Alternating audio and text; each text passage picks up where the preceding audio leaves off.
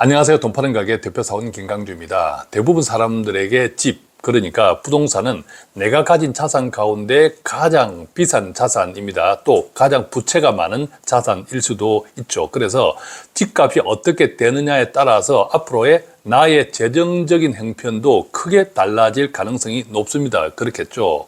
자, 그런데 앞으로 집, 대부분의 사람들에게 가장 큰 자산이고 또 가장 부채가 많은 자산일 수도 있는 이 집값이 재건축 때문에 큰 위기에 직면할 수 있습니다. 한마디로 저는 앞으로 집값은 재건축이 재앙이 될 것이다 이렇게 생각합니다. 참 아이러니하죠. 한때 재건축은 정말 황금알을 낳는 거위였습니다.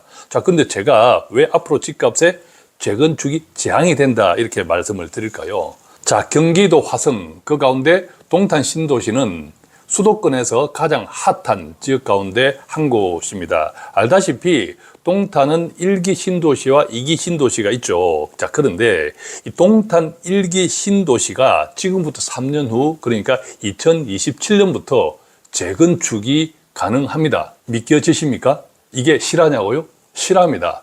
자, 그러니까 앞으로 내 집 마련이든 집을 보유하고 있든 또 재건축 대상 지역이든 상관없이 앞으로 내 집값의 미래를 궁금해 한다면 이 재건축이 앞으로의 집값에 어떤 영향을 미칠지를 분명하게 이해하는 것이 좋습니다. 오늘 그 이야기를 드릴 것이고, 그렇다면 나는 어떻게 해야 될 것인지 그 세 가지도 정리해서 말씀드리겠습니다. 자, 먼저 아셔야 될 것은요, 4월 27일부터 시행되죠. 노후 계획 도시 정비 및 지원에 관한 특별법입니다. 자, 이 법에 의하면 현재 우리나라에서 재건축 그리고 재개발 추진이 가능한 곳이 전국에 108개 지구 215만 가구가 해당됩니다. 자, 우선 노후 계획 도시의 정의를 한번 보면요, 택지 개발 사업, 공공주택 사업, 산업단지 배후, 주거단지 조성 사업 등으로 조성이 됐고 대부분 신도시라고 일컬어지는 것들이죠. 그 다음에 그 신도시와 인접했거나 연접해 있는 택지나 구도심, 유휴, 부지를 포함해서 100만 평방제곱미터 이상인 지역으로 구체화되어 있는데, 그 지역들 대상이 앞서 말씀드린 전국 108개 지구 215만 가구다 이렇게 생각하면 되겠습니다. 자, 구체적으로 보면요, 안산 바늘공단, 창원 국가산단 배후도시 등이 최근에 추가됐습니다. 자, 그런데 정말 기가 막힌 것은요, 원래 이 특별법이 입안되었을 그 당시에는 대상 지역의 전국에 51개 지역이었습니다. 그리고 가구 수도 103만 가구에 불과했습니다. 그런데 지금은 2배 이상 확대되었습니다. 앞서 말씀드린 전국 108개 지구 그리고 215만 가구. 자, 이것이 어떤 의미인지도 이따 말씀드리겠고요. 아울러 재건축을 추진할 때 가장 핵심적인 내용이죠, 용적률입니다. 자, 용적률을 법정 상한에 150%까지 대폭 상향시켰습니다. 어쨌든 재건축이라는 것이 헌집 줄게 새집 다오라는 컨셉이니까 지금 집 가구 수보다 더 많이 지어서 분양을 해서 그 분양 이익으로 헌집 주고 새집을 받는 개념이죠. 기존 소유자들은 말입니다. 그러다 보니까 용적률을 법정 상한의 150%까지 상향했고, 기타 등등 이 재건축에 필요한 모든 규제들을 많이 완화시켰습니다. 특히 안전진단이죠. 이 안전진단은 특별정비 예정구역 내에서 통합 재건축을 하면서 조례로 정한 비율 이상의 공공기여를 제공하는 경우에는 면제. 자, 그 결과 노후 계획 도시는 안전진단이 대부분 면제될 수 있도록 했습니다. 안전진단이 대부분 면제되었다라고 하는 것은 그만큼 재건축 시한, 속도도 빨라진다라는 뜻이죠. 자, 이렇게 정리하면 뭐 재건축 괜찮지 않냐라고 생각할 수 있는데, 자, 지금부터 제가 진단해 드리겠습니다. 우선 집이 최소 30% 늘어납니다. 그러죠? 모든 재건축 대상 지역들, 단지들이 재건축을 한다면 앞서 재건축은 헌집 줄게 새집 다오. 자, 그러려면 헌집을 주고 새집을 받으려고 하면 당연히 지금 가구 수보다 더 많은 가구 수가 필요하죠. 그래서 분양을 해야 되지 않습니까? 그래서 한 30% 정도 늘어나게 됩니다. 자, 그런데 요즘 재건축 계속 우리가 뉴스를 보고 있지만 어떻습니까? 모든 인건비, 자재비 다 올라서 분담금이 일단 많아집니다. 그리고 분양가는 당연히 높아질 수밖에 없는 거죠. 자, 그런데 생각해 보십시오. 우리 인구들 점점 고령화가 되고 있지 않습니까? 저출산이죠. 내 집을 팔아서 노후 자금으로 써야 될 사람들은 점점 많아지는데 새 집이 필요한 젊은 세대는 점점 줄어들고 있습니다.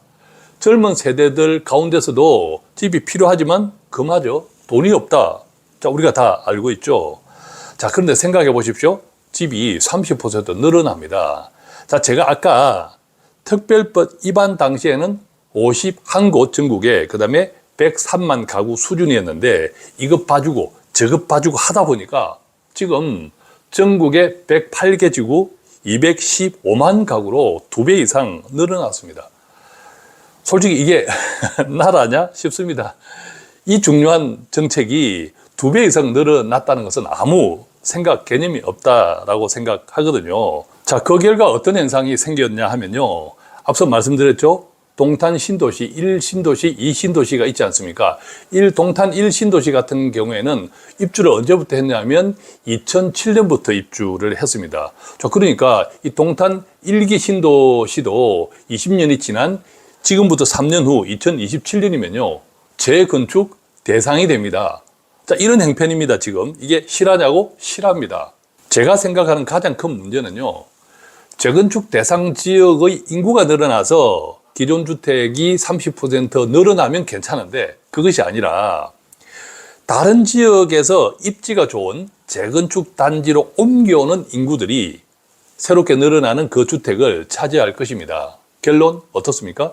인구도 줄어드는데 입지가 좋지 못한 대부분의 지역은 지역이든 도시든 상관없이 공동화, 인구가 텅텅 비는 이 도시 공동화가 과소화될 가능성이 크다라는 거죠. 그래서 저는 재건축이 집값뿐만 아니라 자칫하면 대한민국 나라 경제를 망하게 할 수도 있는 재앙이 될 수 있다라고 생각하는 거죠. 자, 결국 서울 일부 지역, 그러니까 입지가 좋은 서울 일부 지역이나 수도권 일부 지역, 예컨대 뭐 분당 일기 신도시도 해당되겠죠. 자, 그 같은 몇 군데를 제외하면 사업적인 타당성이 쉽지 않습니다. 그죠? 따라서 대부분의 이 재건축 대상 지역은 덜러리만 서는 꼴이 될 수 있다, 이 뜻입니다. 자, 그러면 어떻게 해야 할까요? 한 3가지 정도 제가 말씀드리고 싶습니다. 첫 번째는요, 재건축 기대감에 기존 주택에 미련 갖지 마시라고, 해당 지역에 내가 살고 있든 또 내가 관심을 가지고 있는 지구이든 면밀히 살펴보시고 정말 냉정하게 평가를 하셔야 된다는 거죠. 그래서 그냥 재건축 기대감에 뭐 기존 주택 집값이 오를 거다 이 미련 갖지 말고, 만약 오른다면, 그런데 내 지역은 언제 재건축이 될지도 모르겠어. 그런데 이 재건축 기대감에 내 집값이 오른다면 제 생각에는 차라리 적당히 팔고 나오겠습니다. 자, 그것도 한번 고민해 보시고. 자, 두 번째는요, 안타깝게도 어떤 지역이든 어떤 도시든 인구가 자꾸 줄어드는 도시 공동화 가능성이 높은 지역에 거주한다면 조금이라도 비쌀 때 팔고 차라리 전세 사는 것이 좋습니다. 왜냐하면 내일은 오늘보다 집값이 떨어질 가능성이 높다고 생각하는 거죠. 자, 그런 다음에 적당한 시기에 전세금으로 집을 사서 주택연금에 가입하는 것도 좋은 방법이다 생각합니다. 왜냐하면 장기적으로 집값이 떨어질 지역이라면 다음에 주택연금에 가입할 때도 떨어진 주택 가격으로 가입할 가능성이 높거든요. 그러니까 지금 매도한 다음에 전세를 통해서 현재 집값이라도 유지하는 것이 좋겠다. 자, 이런 고민도 한번 해볼 필요가 있습니다. 그리고 이제 세 번째는요, 재건축 대상 지역이고 만약 재건축 의사도 있다면 이것저것 따지지 말고 빨리 할수록 좋습니다. 정부가 여러 가지 뭐 조치들을 하고 있죠. 소위 패스트 트랙. 빨리 해라. 늦어질수록 물 먹는다. 이런 생각을 가집니다.